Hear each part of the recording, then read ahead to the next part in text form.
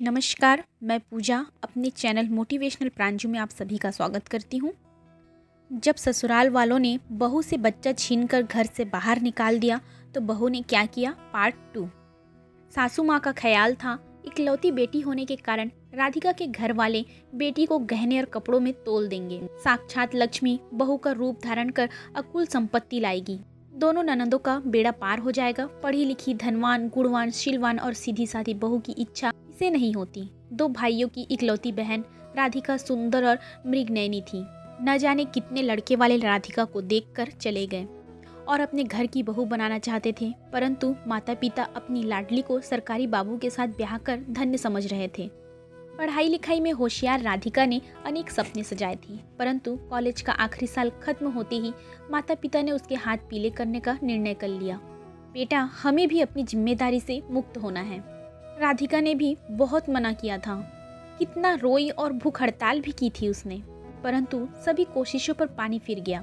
वह पढ़ लिख कर नौकरी करना चाहती थी तथा अपने पैरों पर खड़े होना चाहती थी, पर माता पिता एक अच्छा रिश्ता हाथ से जाने नहीं देना चाहते थे। उन्हें समझ ही नहीं आया कि राधिका के ससुराल वाले इतने लालची और क्रूर होंगे। बड़ी मुश्किल से राधिका की बड़ी ननद का विवाह हुआ था, परंतु वह भी 1 साल के भीतर अपने मायके आकर बैठ गई। छोटी ननद का कहीं नैन मटक्का चल रहा था, जिससे राधिका भाप गई थी। कई बार उसने ननद को नीचे वाली मंजिल की बालकनी से इशारा करते हुए देखा था, परंतु अपने आप कुछ बोल ना पाई। वह समय और था जब जिम्मेदारियों के ताले दरवाजे पर लटकते थे और आधी ढकी खिड़कियों से भरोसे के रिश्ते अंदर आते थे। आज राधिका छत पर आलू के पापड़, सूखी आम, मिर्च, धनिया आदि मसालों को धूप दिखा रही थी। सभी चीजों को जमीन पर फैलाकर जैसे ही राधिका छत की ग्रिल के पास पहुंची तो अपनी छोटी ननद का मजनू नीचे खड़ा पाया। दूर से गली के नुक्कड़ पर ससुर जी भी आते दिखाई दिए। राधिका चुपचाप नीचे उतर आई और रसोई घर में चली गई।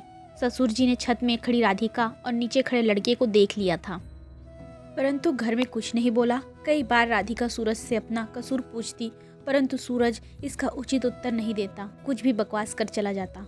कई बार वह घर ही नहीं आता और ऑफिस से सरकारी दौरे का बहाना बनाकर कई दिनों घर से दूर रहता था। अचानक आई सरकारी दौरे की बाढ़ राधिका को समझ में नहीं आया। कभी कुछ पूछो तो पति पत्नी के बीच भूकंप आ जाता।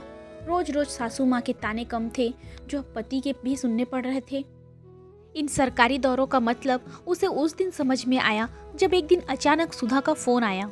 राधिका, कहाँ हो? 3 बार देख चुकी हूँ जीजा जी को एक लड़की के साथ। मेरा प्रोजेक्ट चल रहा था साइट पर, हसीना के साथ बैठे हुए थे। काफी कम उम्र की लग रही थी, गलबैयां डाले थी, पता नहीं कहाँ से फंसा लिया उसे। सूरज 10 दिनों बाद घर लौटता है। अपना सामान रखकर अपनी माँ और पिताजी के पास बैठ जाता है। बड़ी बड़ी बातें हाँकता है, अब मैं कुछ ही समय में सेक्शन ऑफिसर बन जाऊंगा, देखना पिताजी। अब छोटी की भी जल्दी शादी करा देंगे।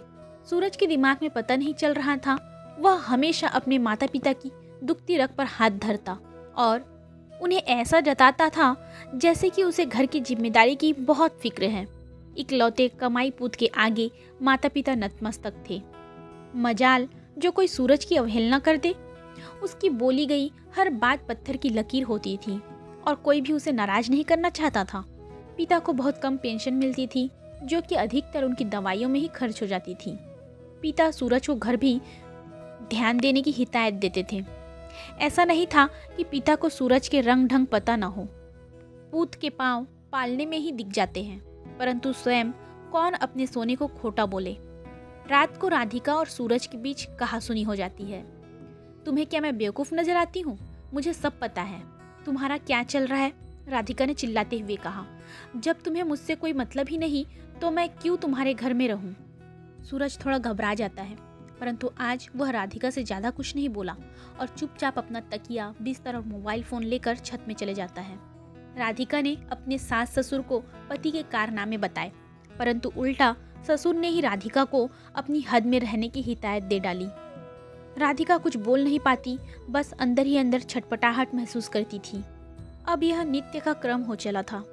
सूरज अपना खाना खत्म करता और सीधे छत पर चले जाता। घंटों उस लड़की से बतियाता रहता। धीरे धीरे इस घुटन में राधिका का शरीर घटने लगा। वह अपना मानसिक संतुलन खो बैठी। घर वालों ने आस पड़ोस में राधिका को पागल घोषित करवा दिया।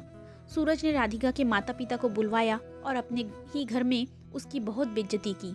अपनी पागल बेटी को मेरे गले बांधकर आप चैन की बांसुरी नहीं बजा सकती। इसे आप अभी अपने साथ ले जाओ, हमें इसकी कोई आवश्यकता नहीं।